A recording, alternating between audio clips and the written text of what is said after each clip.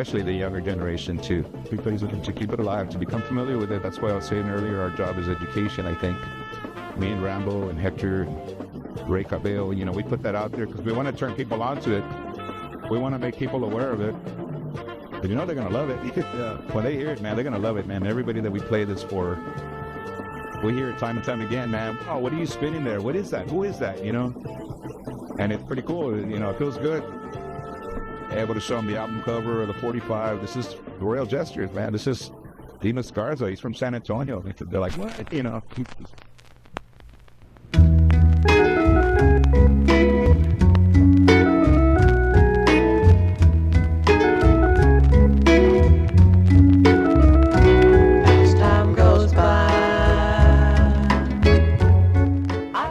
I've always been into music for as long as, I live. I grew up with a lot of Tejano, conjunto, with my dad and his brothers on the ranch as a kid. But it wasn't until I really moved to Minneapolis that I started to collect records and, be able to find them. Because you couldn't find records in Alice. I mean, you couldn't even find a record player. And, I think Sunny and the Sunliners, the first track was, they really flipped my wig, man, was If I Could See You Now on Kila.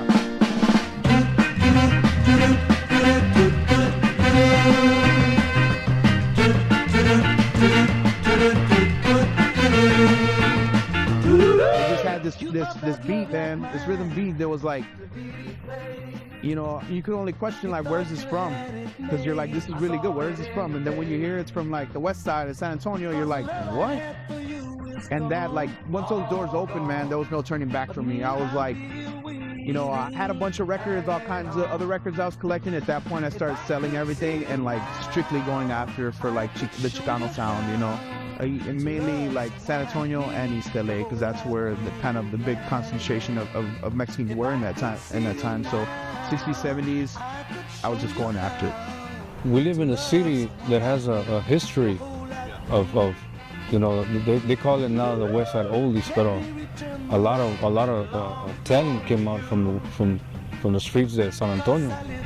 You got like I said, Royal Gestures, Sunny the Sunliners, Rudy T, and Reno Bobs, all those people, and those are regular people like us, and they just gave us a good history from the past.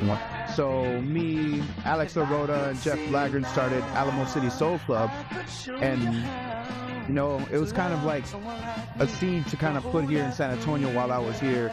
So we started doing some gigs, playing records, 45s only, R&B, funk, soul, a lot of West Side stuff,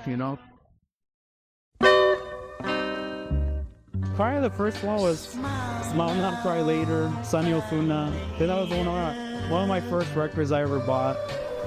And then from there I started digging deeper and deeper, started meeting other DJs, other guys that knew about the music, and I learned a lot, and been collecting a lot of San Antonio stuff.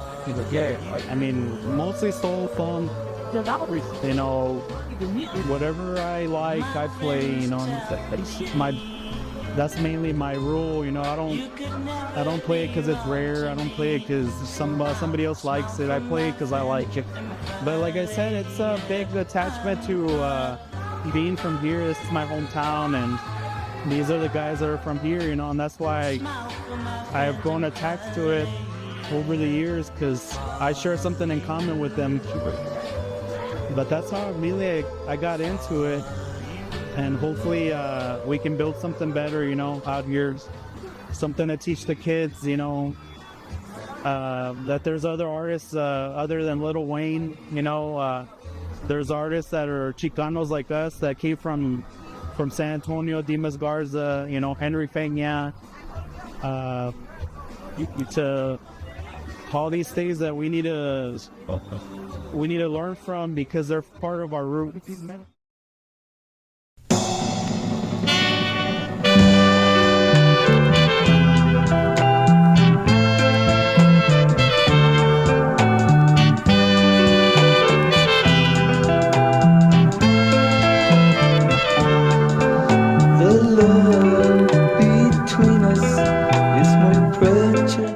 In San Antonio, there were so many different groups that came out of here, the Playboys, the Latinaires, the Royal Gestures, man, groups like that, man, Fallen Landings, you know, that Hell Stranger, and you know, songs like that, man. They're like, wow, it blows you away when you hear it. You're like, just like the song we're hearing right now. People are like, man, where's that from? Cali? Is it from LA? East LA? No, man, it's from San Antonio.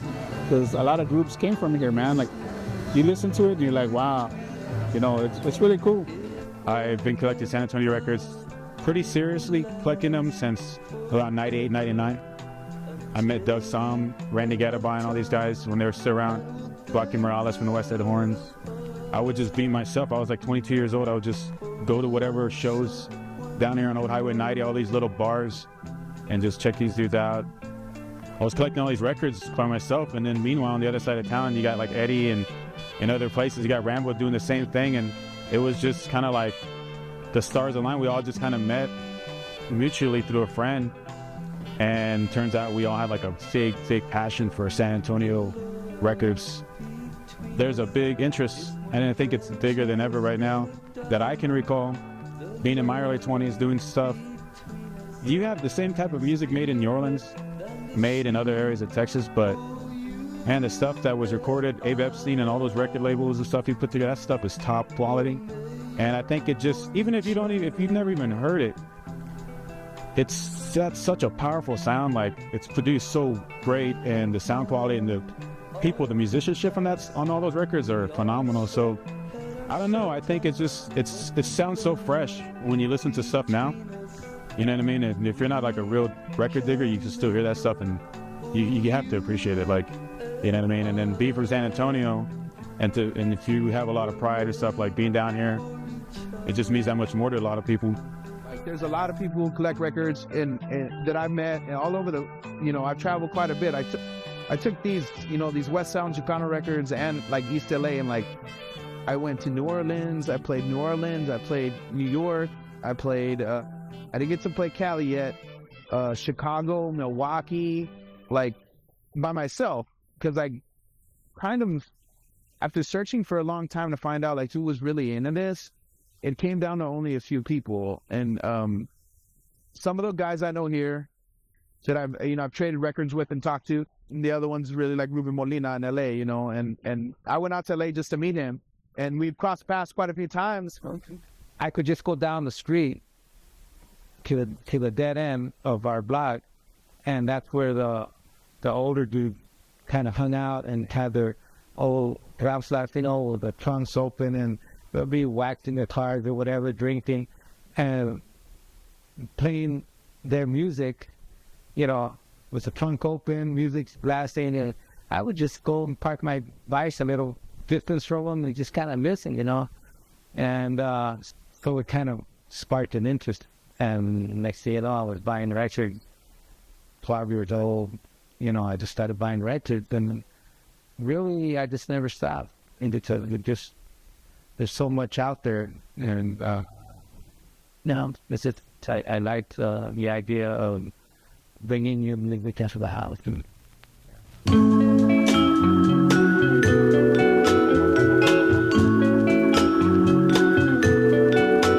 Dime tú si me quieres a mí, linda morenita. Linda morenita. Dime tú si me quieres a mí, linda morenita. Went, man, you know, I got turned on to these dudes. I'm real gracious about these cats, man. Him and Hector and JJ Lopez, Jeff, all those guys, man. They helped me with knowledge, man, stuff that I wasn't really too familiar with. I'm older than these dudes, which is ironic, man. They're young cats, and they really know their music. And I know music too, but you know, there was a few things that I just was clueless about. The plan of this project for this time is to kind of really go after the kids and try to get the kids informed in this neighborhood about that sound and like kind of what went on in these streets. So I'm still working on like doing the Soul Club here, but my hardest thing that I've been trying to do is to get into the community so I can, you know, be given the option to give this to them. Like, I don't want any money, but I just want to do it. That's the reason why I'm living in this neighborhood and trying to like really, you know, get a better feel for it, you know. I mean, I really love the music, but I'm taking it to that next step of like going to the source of it, to walk on these streets and feel what it is, man. Like, understand the people a little bit, talk to them, like, know what this community is like, hear the stories from the old timers, like I'll hang out here sometimes, I hear them talk, like, that's the kind of information like you can't get anymore. Like, it's not in books, it comes from the actual people living here. So I kind of want to do a sock hop, like an old school sock hop, but at the same time, I can't do that without asking like some of these cats, like, what did a sock hop feel like in 1960?